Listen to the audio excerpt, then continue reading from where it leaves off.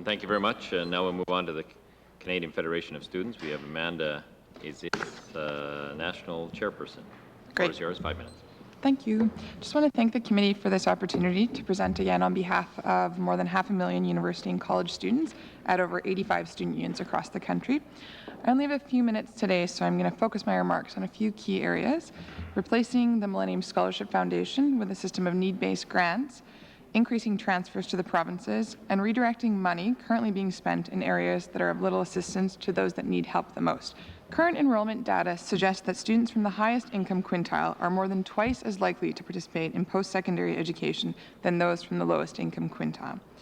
When discussing participation rates between Aboriginal and non-Aboriginal Canadians, the gap is even more pronounced.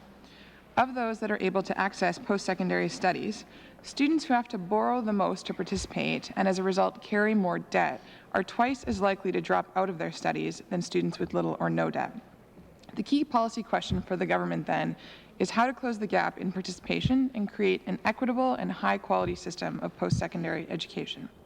The Canadian Federation of Students has long advocated that post-secondary education be paid for through a progressive system of taxation rather than through upfront fees. Graduates of post-secondary earn more through their lifetime, thereby contributing more in taxes to pay for the cost of their education. The accessibility gap in Canada's universities and colleges is primarily driven by the cost of a post-secondary education. Over the past decade, tuition fees have more than doubled because universities and colleges scrambled to make up for the lost revenue from federal funding cuts.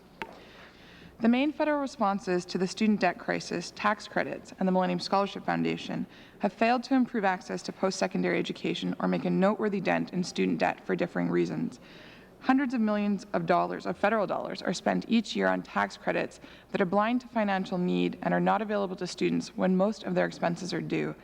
In addition to tax credits, the federal government spends millions on ineffective savings programs that are disproportionately being utilized by wealthier families, hardly the demographic they were created to assist. Although the Foundation is calling for its own renewal, there's very little evidence to suggest that the Foundation is the most effective delivery mechanism to improve access and reduce student debt. In fact, the Foundation is rife with accountability concerns, and its organizational culture confirms that it must not receive another cent of public funding. According to its own reports, the Millennium Scholarship Foundation's administrative costs have increased over 500% since its inception, and literally millions of dollars have been funneled to a foreign company run by 2 former employees of the Foundation.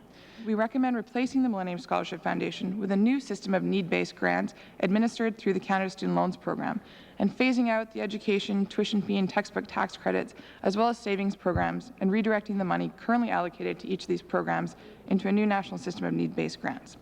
We believe the timing for an ambitious reorientation of student financial aid could not be better. Not only is the Foundation's tenure coming to a close, but the federal government has the tools and opportunity to cut student debt by at least half if the political will exists. Finally, I just want to talk about the need to decrease the gap in participation between Aboriginal and non-Aboriginal Canadians.